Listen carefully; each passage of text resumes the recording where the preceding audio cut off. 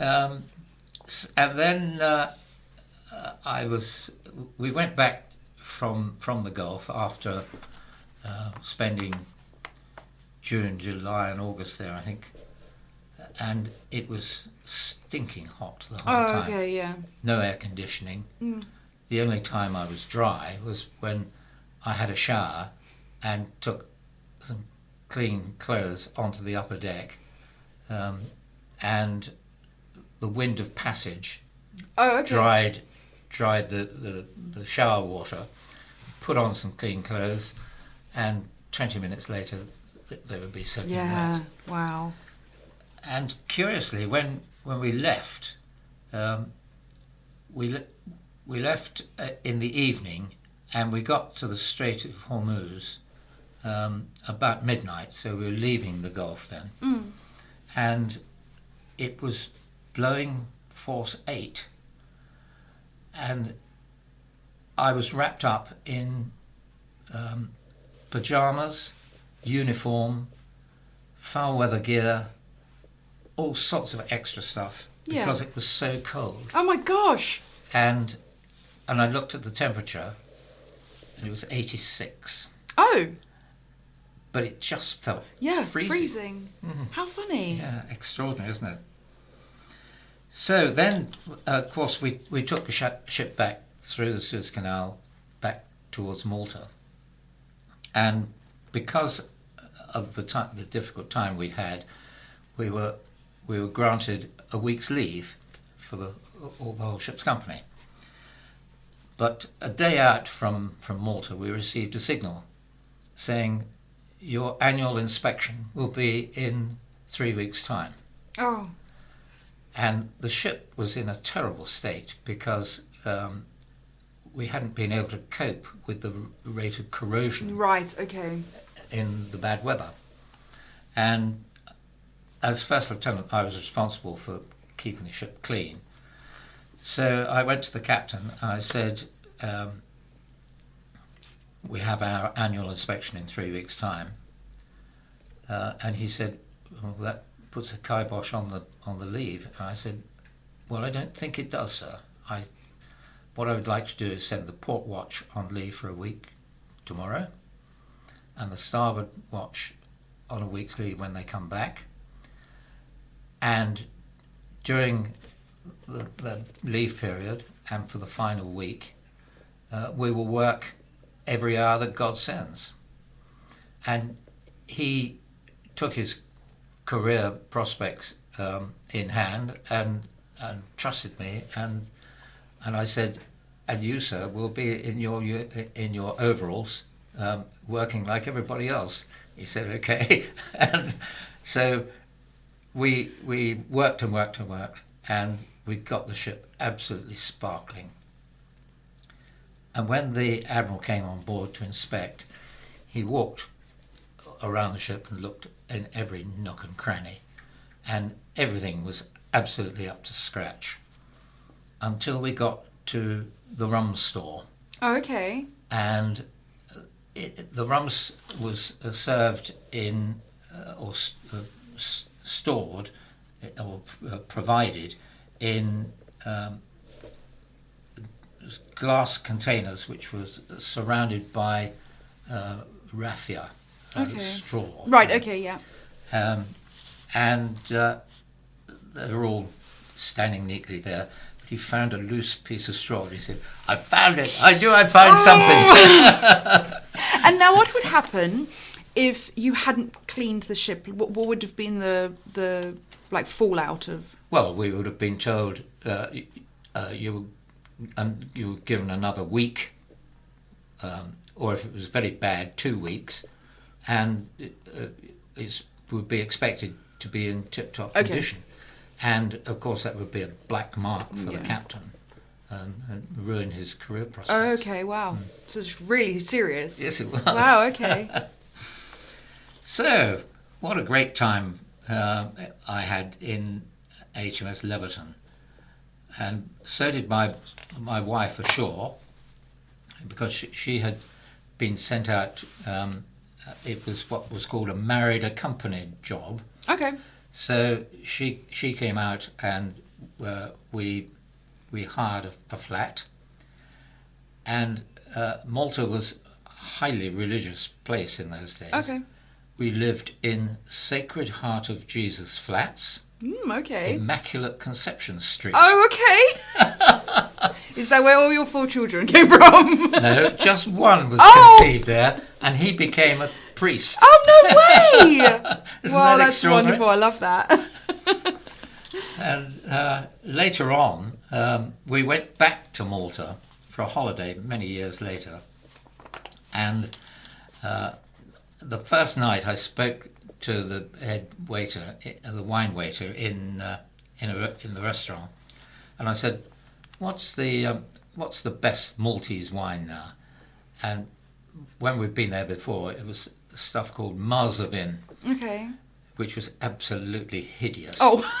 And it was sold for $1 a bottle, Okay. or $1.01 if you didn't have your own bottle. Oh, okay. And it was that bad. Okay, right. So I said, well, what's the good news now? And he said, Senor, we now have a wine which is so good the French have copied it. Okay. I said, oh, what's it called? He said, Merlot. Oh, So good. for the rest of our holiday, we drank Merlot. Merlot. Well, after Leverton, I went back to HMS Dryad, the navigation school, to do the long navigation course. Okay. And that was not just navigation, but operations as well. So I learned how to run an operations room and employ the sensors, the radar, the sonar, Oh, yeah. and the weapons, how to operate helicopters, how to control other ships in a big group, how to cooperate with a submarine accompanying the task group, all that sort of thing. Okay. And that was a long course, which was very good indeed, and it involved the use of some secret books. And on one occasion, I after a weekend, I turned up on Monday morning and realised that I'd sent the key to my safe to the dry cleaner Oh, no. in my other uniform. Oh, no. So I said to the course officer, this is what I've done. I'm going to jump in my car and go down to Cossum to the dry cleaners and recover the key. So I did that. When I got back, there was a board of inquiry waiting for me because all the books in my safe had to be mustered page by page, Oh, no. which is a tiresome business. Is that to make sure nobody had taken anything out? Exactly. And the captain of the navigation school required me to write my reasons in writing, as it's called. So I wrote my reasons in writing and explained exactly what had happened. And at the end I added, I offered the consolation that I now had the cleanest and most safely guarded key in the service. Did he appreciate that? The captain sent for me and I stood on the carpet in front of him, and he sat behind his desk and glared at me, and he said, before I invite the Commander-in-Chief to express his displeasure at your conduct, you will rewrite your reasons in writing, omitting the final sentence. Good day, sir. Oops. So I had the Commander-in-Chief's displeasure. So I then was sent off to HMS Eagle, which is a big aircraft carrier. Do you remember the Ark Royal and the three Ark Royal and Indomitable, those carriers? They were small carriers. Okay. Eagle was much bigger, Okay. but not as big as the two modern ones. Okay. But she was a big ship, and I was the second navigator. Ooh. And I had the first fitting in the Royal Navy of a ship's inertial navigation system. And so it was known as SINS for short. Okay. So over my cabin door I had a sign saying "Sins Expert of the Far East." You have some fantastic, what are they called, acronyms. I love them. Sins, sods.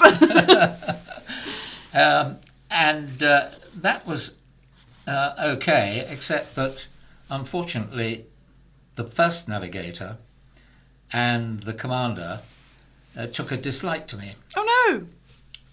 I never found out why, but eventually I was dismissed the ship for navigational incompetence Oh. and sent back to England to join another ship as the first navigator, and my reports sort of went higher like this, and then zoop like that. Oh yeah. And then again. Higher again. And later, when I was a commander in the Royal in the MOD in London, my boss was the same navigator, Oh. and so my report went zoop like that. Oh no. But it didn't matter, because anybody reading my reports would see that I had Yes. two dips Sure. like that Yeah. from the same officer, and it said more about the reporting officer than it did about me. Yeah. And so I became the squadron navigator. I forgot to say that when I was standing by to join Eagle, I'm just going back a little bit. Mm-hmm. We lived in a cottage not far from Plymouth, and it was an 11th century cottage, Wow. and it was absolutely minute. Well, it wasn't minute, but it was certainly small, and it had a small garden going down to a river which came off the moors, and it was dark brown with peat, Oh wow. Okay. and just by the side of our garden was an 11th century stone bridge Okay. with a waterfall on the other side of it. Oh wow. And it was just magical. Yeah, it sounds amazing. The only snag about it was that the electrics were 15th century. Wires and Gosh. all over the place. Because I suppose it wasn't built for electrics, I guess. No, So it wasn't. Wow, it sounds wonderful. So Lydia Cottage it was called, Oh. and we've been back there 3 or 4 times and spoken to the people who live there. Oh, wonderful. And it's still as beautiful as it Oh, was it sounds then. awesome. But to come back to where I was in 1965, I was the navigating officer of HMS Arethusa, and I was sent to the ship which was being built in Cowes in the Isle of Wight, Okay.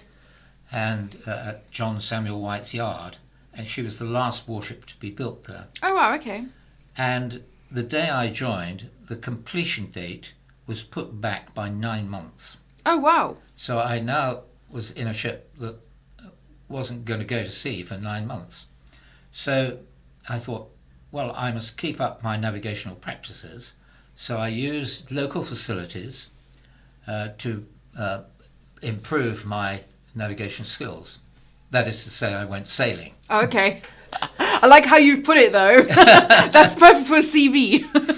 And I had a friend who worked for the shipyard who had a 12-metre yacht, Okay.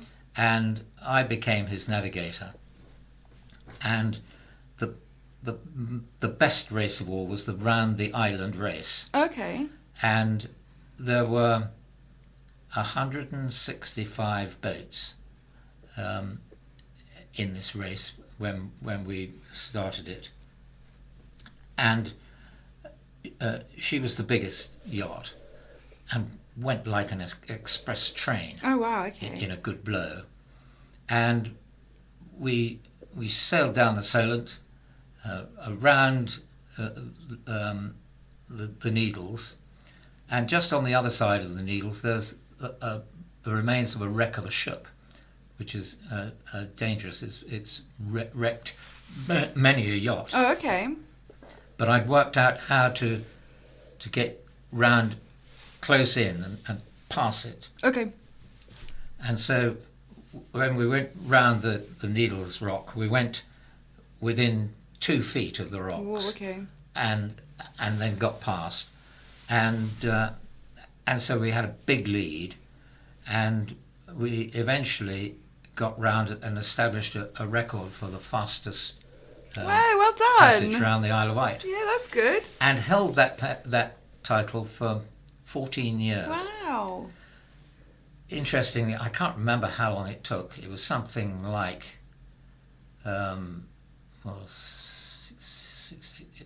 something like 7.5 hours. Okay. A modern yacht does it in a couple of hours. Or Oh wow! less. Wow. Okay. It's astounding what they Wow. can do Okay. now. Yeah, that's incredible. Wow, that's cool.